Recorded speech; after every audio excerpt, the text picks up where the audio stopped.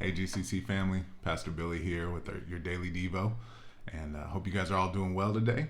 It's a beautiful day outside, so I hope you guys are enjoying that as well as you can with things being the way they are. I want to get right into this because we have a lot to cover today. We're gonna start on John chapter 4 today as we continue to go through the Gospel of John. And we're going to read about the longest recorded conversation that Jesus has with someone one-on-one. So John chapter 4, we're going to read verses 1 through 26, okay? I'll start reading. Now Jesus learned that the Pharisees had heard that he was gaining and baptizing more disciples than John, although in fact it was not Jesus who baptized but his disciples. So he left Judea and went back once more to Galilee. Now he had to go through Samaria, so he came to a town in Samaria called Sychar, near the plot of ground Jacob had given to his son Joseph. Jacob's well was there, and Jesus, tired as he was from the journey, sat down by the well. It was about noon. When a Samaritan woman came to draw water, Jesus said to her, "Will you give me a drink?" His disciples had gone into the town to buy food. The Samaritan woman said to him, "You are a Jew, and I am a Samaritan woman. How can you ask me for a drink?" For Jews do not associate with Samaritans. Jesus answered her, "If you knew the gift of God and who it is that asks you for a drink, you would have asked him, and he would have given you living water." "Sir," the woman said, "you have nothing to draw with, and the well is deep. Where can you get this living water? Are you greater than our father Jacob, who gave us the well and drank from it himself, and did also his sons and his living livestock?" Jesus answered, "Everyone who drinks this water will be thirsty again, but whoever drinks the water I give them will never thirst. Indeed, the water I give them will become in them a spring of water, welling up to eternal life." The woman said to him, "Sir, give me this water so that I won't get thirsty and have to keep coming here to draw water." He told her, "Go call your husband and come back." "I have no husband," she replied. Jesus said to her, "You are right when you say you have no husband. The fact is, you have had 5 husbands, and the man you now have is not your husband. What you have just said is quite true." "Sir," the woman said, "I can see that you are a prophet. Our ancestors worshipped on this mountain, but you Jews claim that the place where we must worship is in Jerusalem." "Woman," Jesus replied, "believe me, a time is coming when you will worship the Father neither on this mountain nor in Jerusalem.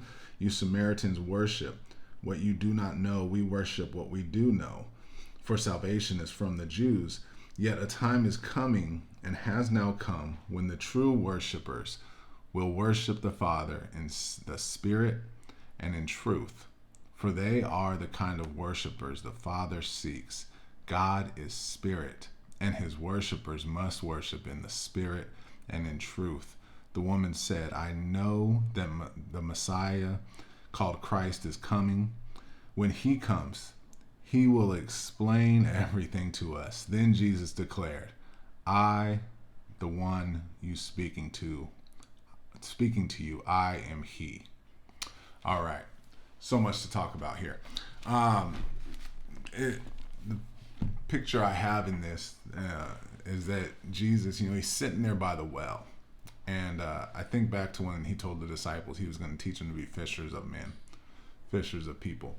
And it's almost like he's fishing. That he's just sitting there waiting for someone to come along and bite. And so he's sitting there, and this woman comes along at noon, which wouldn't have been the norm during that time in the Middle East. It's hot during that time in Samaria, where this is. It would be hot during that time of the day. Most of the women would come during the morning to get water for the day.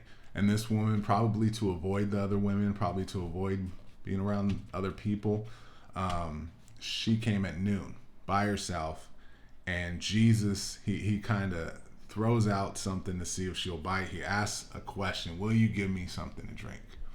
Just a simple question. And her response is shock, right? She's shocked that he would even talk to her because of, really when it comes down to his racial issues between Jews and Samaritans, and they don't associate with each other. And definitely a Jewish man would not be talking to a Samaritan woman. And so that right there shows us, one, that Jesus is not limited by cultural barriers. He's not limited to things like that. He's not limited to things that some people are limited by. And so he begins to have a conversation with her. We see this conversation, and it's almost like they're having two different conversations. If you read this, it's, Jesus is speaking to her from a spiritual perspective. He's going real deep right away, and she's very much on the surface level of the reality of where they are and what they're doing right in that moment. And we see it. Jesus, he's talking to her about these spiritual things, and he is asking her things and questions and talking to her and trying to reveal himself. He says, if you knew the gift of God and who it is that asks you for a drink, you would have asked him and he would have given you living water. Right there. That is, he's saying, if you knew who I am, this conversation would be going totally different. It wouldn't be me asking you for something. You would be asking me for something. And she just doesn't get it, because she thinks, well, you don't have a pail to get the water. You have nothing to draw the water with. And he's saying, no, he's trying to help her understand. He's not talking about the well. He's talking about him being the well that she should be going to. She came to this physical well for water. And he's saying, I'm the well you need to come to, because I'm going to give you something that'll last forever. Something that you won't have to keep coming back. And even then she goes worldly on it to where, hey, well, give me this living water so I won't have to keep coming here. Make my life convenient for me. She's just not getting that he's trying to go a little bit deeper with her. And so then he kind of hits a nerve with her. He says, go get your husband. And knowing already her situation, because Jesus knows everything. And so he knows her situation. He tells her to go get her husband. And she says, I have no husband. And he says, you're right. You've had 5, and the one you're with now isn't even your husband. And so really calling out things, calling out her sin, and making it apparent that, listen, you're not talking to a normal person. You're talking to something more. And so she thinks, oh, well, you're a prophet then. And he's, and she tries to make it a religious thing at the end, where she goes into talking about, well, you Jews claim that we have to worship in Jerusalem. We worship on this place. And Jesus is saying, listen, none of that is going to matter anymore. He's saying, I have come to bring it more. Now, it doesn't matter where you worship, it matters how you worship. You have to worship in the spirit and in truth. He takes it, the place you're worshiping at doesn't matter. And this is so key for us because, as we are confined to our homes right now at times, we don't have to be at a church building to worship. We can worship right where we are, and we worship in the spirit and in truth. I think that is so key. And, at the end, he finally reveals, she's saying, well, the Messiah will come, and when he comes, he'll explain everything. He's like, listen, finally just makes it plain for her to understand. I am he. I'm the one you've been waiting for, is basically what he's saying.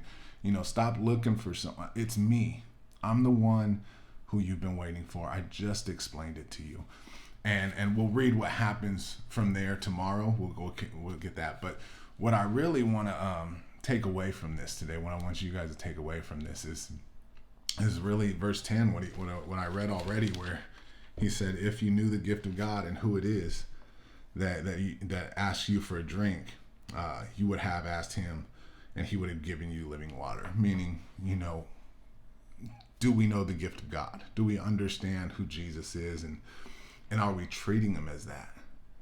Are we going to him? I think that, that knowing who he is, knowing the gift of God and who he is, and knowing what he can do, it totally changes our reactions to things and how we handle things and the conversations that we have in general. She had her conversation this woman has with Jesus was so just, it was surface level. It was very much what she saw in front of her. But when we know who Jesus is, man, we can get a lot deeper. We can start asking for different things, and we can ask. And he says, you would ask me for something more. I think right now, as we are in this time, I think, knowing who Jesus is so crucial, because it affects what we're doing. It affects our reactions, when we see things going on, and, are we panicking and, kind of stressing out, or are we, because we know who he is, are we praying? Because that should be our reaction, to pray, not panic. Fear, a lot of fear is going on, and, fear is a natural thing. We all feel fear. A lot of people, we all feel fear. Everybody does. It's natural. But do we let that control us? Because, when we know who Jesus is, we know we don't have to let fear control us. We go to him and we ask him for help. We pray. We ask him to intervene in what's going on in this season. I really want to encourage you guys to do that right now. As our nation is going through these challenges, go to him in prayer for these things. Pray for our nation. Pray for our, our leaders of our nation. Pray for the healthcare workers, all those things. But I think, that question, or that statement that he says, if you knew, I think that is so key, because we see a lot of people that don't know who Jesus is, and we see the way they're reacting, and we see the panic, we see the anxiety, we see the things that they're going through. And I think, when I read this, I think if they only knew that, if they knew who he was, I think the reactions would be different. So I want to encourage you to think about that today, pray today, and ask him to intervene in some things in your lives and grow closer to him. As we said from the beginning with this devotional, it's all intended for you to grow closer with God. And I hope that you do that today. God bless you guys. Have a great day. We'll be back here tomorrow.